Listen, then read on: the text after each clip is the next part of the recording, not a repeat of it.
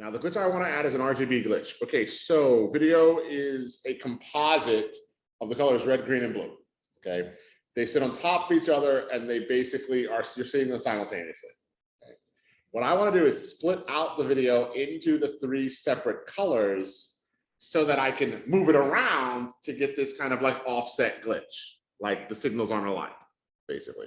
You've probably seen something like this visually a lot in like, they do it a lot in like glitchy t-shirts and stuff for like printed graphics, where it's actually a lot easier because they print them like that. But here, I gotta duplicate this clip. I'm gonna make it 3 duplicates. One's gonna be for red, one's gonna be for green, one's gonna be for blue. I'm gonna basically make 1 copy, apply it the way I want, and then duplicate that.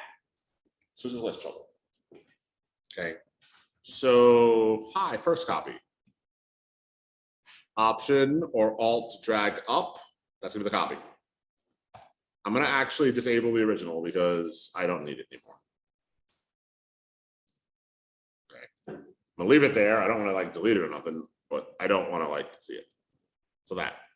Okay, so I'm gonna add an effect to isolate the colors. I'm gonna add a adjustment to the blending mode of the clip so that it actually can mix colors together.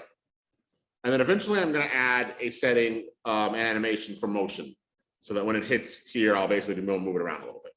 Okay, that's all I'm doing. So I got my first clip. Okay, again, I'm going to adjust my height so I can actually get that out of it. I don't see the preview very well. Okay, so the effect I want to add, there's actually a couple ways to do this. I'm doing channel combiner. Video effects, obsolete channel combiner. Sorry, channel mixer, channel mixer, channel mixer. Channel combiner is actually what AE calls this. Why is it an obsolete? Because they never updated it to use the video card, so it runs slower. Did they come up with a better effect? They did update. No, they just kind of left it in like Duckburg. So funny enough, these are actually, both of these are 2 that are very often used to make glitches. I really hope they update it soon so it runs a little faster. Drag that and drop it on my clip, or just double click, same difference. Okay, go to my clip. Shift 5 opens effect controls. Okay, now here's my problem. This is going to fail. The reason this is going to fail is because of the time mapping that I did. Okay, I'm going to delete channel mixer.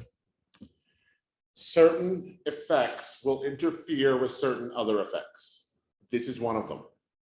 If we try to animate this, the fact that we've done the color separations and the animation will cause this to fail. So I cannot add the effect directly to here. How do I know this? Because I've tried it. Because the first time I tried it on this, it didn't work. And it's like, okay, that's the problem. So some effects will interfere with each other. This is actually one of them. So what I want to do is, I still want to do it in this clip, by the way, but in order to prevent it from interfering with time interfering with what I'm going to do next, I deleted the channel mixer I added. I'm going to nest this clip. I'm going to turn it into its own sequence. Okay. What do I want to call this? Back to back glitch effect. That's now a sequence. And if I go to my project panel, it's now a sequence. Okay. I'm going to drag it into my nested sequences because that's what it's here for. Okay. And like I said, this will not always be necessary, but very often, especially when you're combining like any time effect, you got to do this. Okay. It basically messes up. That's fun. Okay. So now either way, I can go back to effect controls and basically now apply channel mixer to that. Channel mixer to that. Effect controls right there. Oh, I double clicked on it. Look, I put it on twice. Highlight the one I don't want and delete it. It is very, very common to accidentally apply an effect multiple times because the only indicator you have an effect is that little FX button down there. It changes color when you applied an effect. It becomes that little purpley color. Okay. Now, by the way, sometimes it's already purple, which is the problem, but it's fine. So be careful about that. So channel mixer is the one that's going to change the color. Okay. Honesty, speed, and opacity. Right now, if I just change the color here, and instead of all 3, the top one will be visible. I need to use blending modes to let me mix the colors together. And the linear mode I'm going to use for this is lighten. Sorry, linear dodge. Okay. So what happens when I do that? Nothing so far. So what if I change some of the colors? That's what's going to happen. Now, I want to leave the base one here. I'm going to go back after I've duplicated it and change them. Okay. So this is what I need, basically. I'm going to duplicate this 2 more times. 1. There's no track up there. I'm option dragging or alt dragging an empty space. It'll make a new track for me automatically. If you want to make a track manually, right click, add track. If you want to make multiple tracks, add tracks. Gives you a dialog box where you can choose a number of tracks to add. I want 0 new audio tracks. I want 5 new video tracks after video, whatever I put. So this is basically letting you insert tracks wherever you need. Okay, add track, well, no S, adds a track right above whichever track you right clicked on.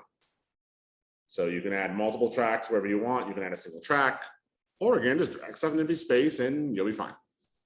Okay. You can have an infinite number of tracks. If you have the RAM on your computer, the program will just keep building more tracks for you. Okay, it's no problem at all. Now, here's what I want. Top one is going to be red. Why? Because I want it to be red. So I'm going to right click on this. I'm going to find my label option. And I'm going to say red is not a choice, by the way, so I'll do rose. And then I go to my effect controls in channel mixer. Red is 100%. The others are 0. Everything else gets zeroed out. I now have a track that's only red. Second one's going to be green. Technically, it's forest, but I want it to actually look green. So in its label color to actual green. I have no idea why forest and green, which are both green, by the way, are a choice, but there's no red. Very strange. So on my green clip, red goes to 0. Green's 100%, and blue goes to 0. So everything except again the green is knocked out. This is the result of those first 2 tracks now. That's the result of the color. Red and green make yellow. Yes, yellow. Because you're mixing light, that's the rule. Yellow and green make blue, only matters when you're mixing pigment or paint. Mixing light, that's how you get yellow, by the way. I'm not making that up. Bottom one, same idea. Red is 0. Green is 0. The result is that looks like it did before. Because what you now have, red mixing with green, mixing with blue, which is the result. The composite is what you normally see, okay? This, however, only looks normal while everything is lined up.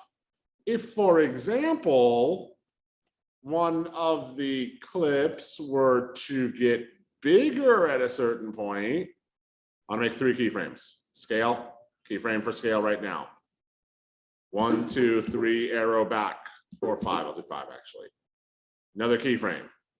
I'll jump to the middle one. 1, 2, 3. Another keyframe. I made 3 keyframes. Why?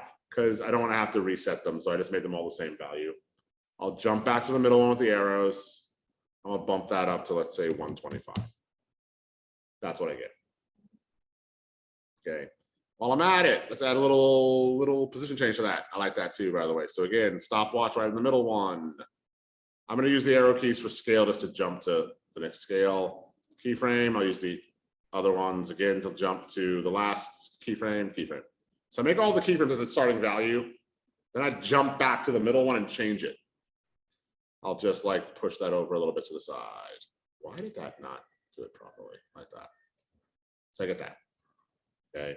I want a little more motion, so I'll do the same thing. I'm going to actually, again, right there in the middle where I was, back here, keyframe for scale for a position for this. I went back 5 frames, 1, 2, 3, 4, 5. Just left arrow key. Keyframes, jump, and then I went 1, 2, 3 forward from the original. More keyframes. Jump back to the middle one. This is the one I changed. Lined up with my nice little marker there. And I'm just going to change something. Maybe like here 115 for that. Maybe a little like up and down motion on this. So I can basically get timeline highlighted. Shift K to preview that area. Something like that. Okay.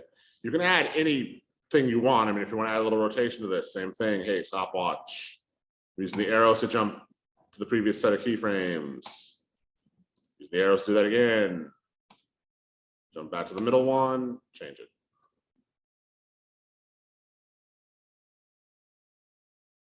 You gotta be careful because effectively if you rotate it too much or you move it too much, you gotta adjust the scale again, that's all. So I'll bring that scale up a little bit to make it fill in the edge. So again, that, again, Shift 3 for timeline activation, Shift K previews around that area. Whatever you want. I want it to be more aggressive. I'm gonna highlight all those keyframes, by the way. Hey, back to this one. Highlight all those keyframes. Right click, temp interpolation, hold. I'm gonna go to those. I'm gonna highlight all the keyframes. Right click, temp interpolation again, hold. Hold keyframes do not transition. They are like a on or off. They give you a really, really aggressive movement because there's no change. There's, you are normal, you are different, you are whatever. So it's like a light switch going on and off. You can use them to make more aggressive movement, animation at all. So instead of the normal transition that you get between the keyframes, now it's basically, again, Shift 3 to highlight the timeline, Shift K to play around the playhead. It's that, far more aggressive, okay?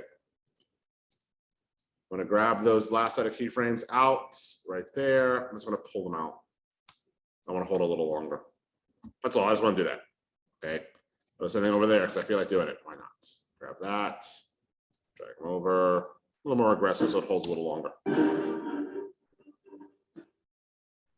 Like that, okay? I'm not saying I always like it, but sometimes you can do some like nice aggressive movement. You literally, if you do it for position, get like shift, shift, shift. So you can do it for a lot more like what's the word? Frenetic, that's the word for frenetic, quick movement changes. It's kind of cool. Okay, so I don't like that. That was horrible. I want to go back to my like linear animation. Okay, I grab the keyframes again, right click, temp interpolation again, linear. That's the diamond keyframes, linear interpolation. Okay. So hold, again, really, really aggressive, no transition, just change. So in this case, I like that one better. Whatever you want is fine.